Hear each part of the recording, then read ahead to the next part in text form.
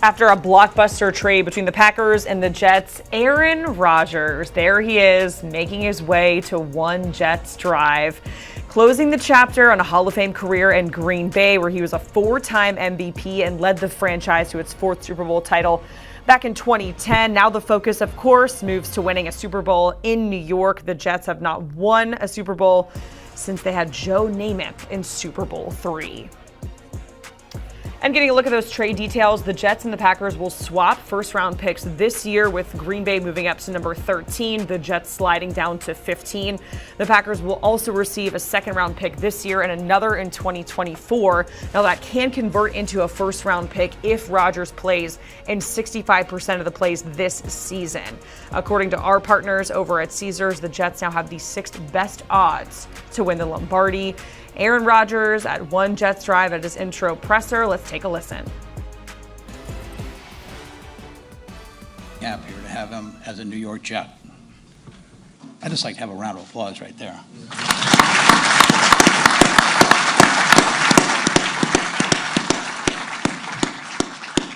Welcome to New York, Aaron. We're glad to have you.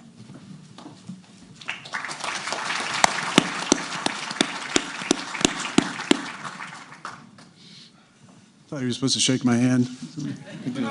Yeah. I want to say thank you to Christopher and Woody for bringing me here. Obviously, Coach Saleh, Joe Douglas, my agent, Dave Dunn. This is a surreal day for me. After spending 18 years in the same city, it's been a lot of introductions today and meeting a lot of people, but there's a lot of excitement. I'm here because I believe in this team. I believe in Coach Saleh. I believe in the direction of Joe Douglas. Obviously, he's drafted really well the last couple of years, having the offensive and defensive rookie of the year. But big thanks to the Jets organization. Obviously, a big thanks to the Green Bay Packers organization for an incredible run. That chapter is over now, and I'm excited about the new adventure here in New York. So I'll open up to questions now. Okay.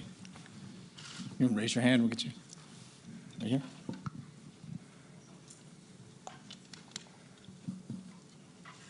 Hi, Aaron. Welcome. Congratulations. Tina Cervasio from Fox 5 New York.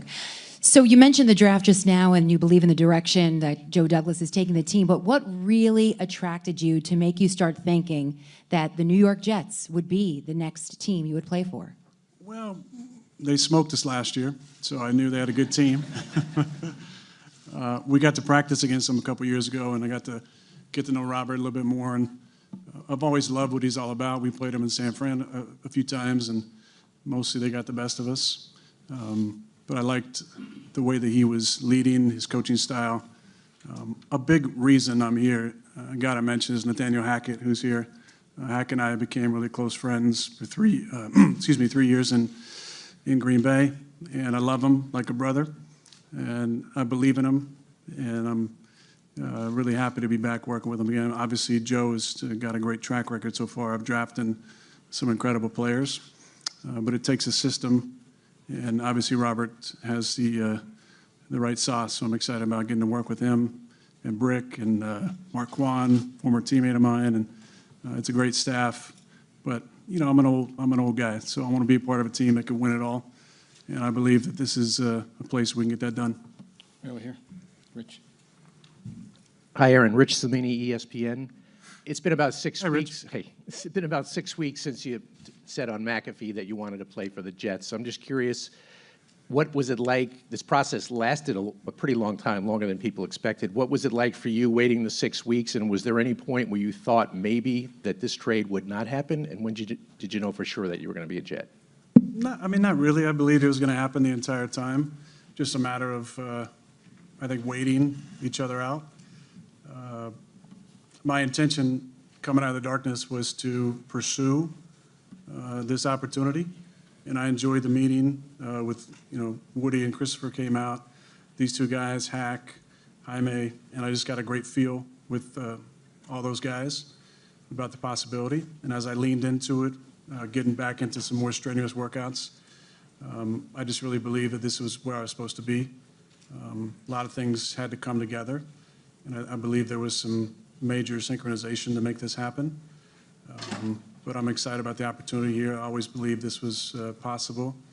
And things moved pretty quickly on Monday, and thankfully I'm here now. Bruce. Aaron, Bruce Beck, NBC4 New York. Hey, Bruce. Welcome. Thank you. How driven are you to win for this fan base, which hasn't been to the playoffs since 2010, the longest stretch in professional sports for the 4 different leagues right now?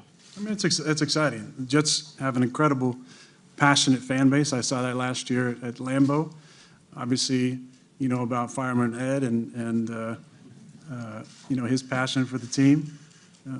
I think that's an exciting draw to this as well, as being a part of something special. I grew up watching old VHS tapes of the Super Bowls, and so obviously I know about the guarantee and Broadway Joe. Been a while since then. I noticed walking in this morning that Super Bowl III trophy is looking a little lonely. So, Bry? Hi, Aaron. Brian Costello, New York Brian. Post. In your view, is this, you're here for 2023 and then we'll see what happens, or do you view this as more than a one-year thing right now? yeah, right now I'm just going to focus on this season, and I'm excited about being here. I expect to be here for the duration of the offseason, and I'm excited to get to know my new teammates and the coaching staff and the organization, and obviously I have a background with Coach Hackett and that offense, but I'm excited about just diving in and being a part of this group and getting to know some of the names of my teammates, and also I'm excited about working with all you guys. I've heard a lot about the New York media and excited to see what that's all about. Matt? Matt Schneidman, The Athletic. Hi, Matt. Hi, Aaron. So you obviously said with Pat and AJ that you would have liked more direct communication about moving on from you. Then Brian comes out and says, we tried to, he just didn't respond. What actually happened this offseason between the two sides that led us to where we are now? I mean, I don't know if I need to really get into the specifics. I will say people that know me, I'm fortunate to live in a beautiful house. The only downside is I have very limited cell service. So if you want to get a hold of me, I have to see your face. You got to FaceTime me. So the only response to the communication thing is there's, you know, records in your phone about who called you, when, FaceTime, and there wasn't any specific FaceTimes from any of those numbers that I was looking at. That's neither here nor there because we're at this position. Obviously, that's somehow, you know, what the direction they wanted to go as far as they couldn't get a hold of me, which led for this to be the case. My point was if there was a change that wanted to be made,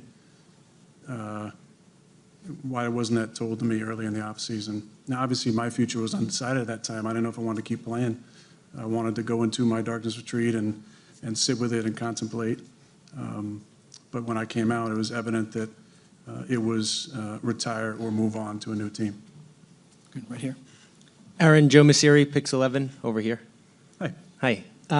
You mentioned thinking about retirement. I believe you said at one point it was like 90%. So how much about it was the Jets specifically and what they had to offer? Was it the Jets or retirement? And how much are you motivated by the fact that Green Bay maybe wanted to move on or was ready to move on going into this season? I mean, not really motivated by that, honestly. I'm very self-motivated, and I can find different ways to get that extra little inspiration all the time. When you get older, it's fun to go out and prove it each year that you can still do it, and that's enough motivation I think that I need. But this was a big draw because of the people you see on stage here, obviously Coach Hackett, the opportunity to be a part of a city that's hungry, that's a team, an incredible fan base that's hungry to win again. 12 years without the playoff, not, you know, Super Bowl wins since Super Bowl III. It's been a long time. So the opportunity to be a part of something special here, it's different. You know, it's similar to Green Bay in that way. When you win in a city like Green Bay, well, I assume for a team like the New York Jets, you go down in history, and there's something special about adding that to your legacy. Josina? Hi, Aaron. How are you? Josina Anderson, Hi, CBS Josina. Sports. Hi. Good to see you. You specifically said that right now you just want to focus on this season, but can you specify whether you were asked by Jets brass for a longer investment in terms of your time, given the resources that they're giving up to get you? And then can you specify when you plan on practicing and if that is before mandatory? The first part, there wasn't any specific conversation that I would like to share with that. Again, I'm an older player, so there's a lot more than just the playing part. There's the body part that comes into play. But the reason I take care of myself is to allow myself to continue to play into my 40s. And I'd always dreamt about being a starter at 40. I'll turn 40 in December of this year. But I'm going to be here for the foreseeable future.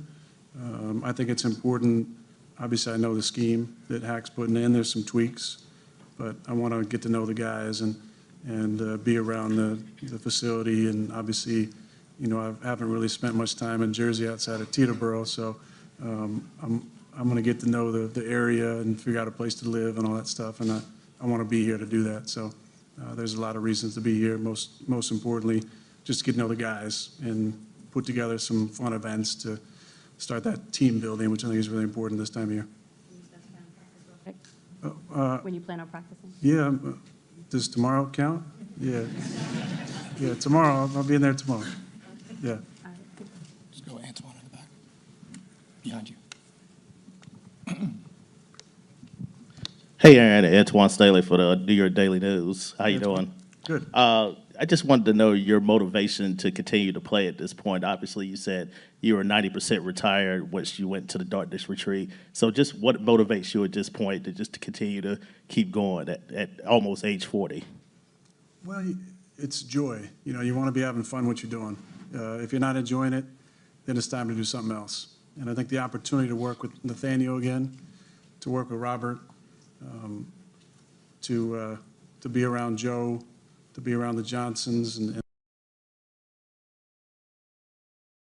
excitement of a new chapter has really been fueling my off-season workouts. All right, if you're just joining us here on CBS Sports HQ, we're taking a listen to Aaron Rodgers at his introductory presser for the Jets alongside Joe Douglas and Robert Saleh. We have history repeating itself here with Brett Favre and Aaron Rodgers. We've seen a lot of parallels between the two guys, and the parallels just continue.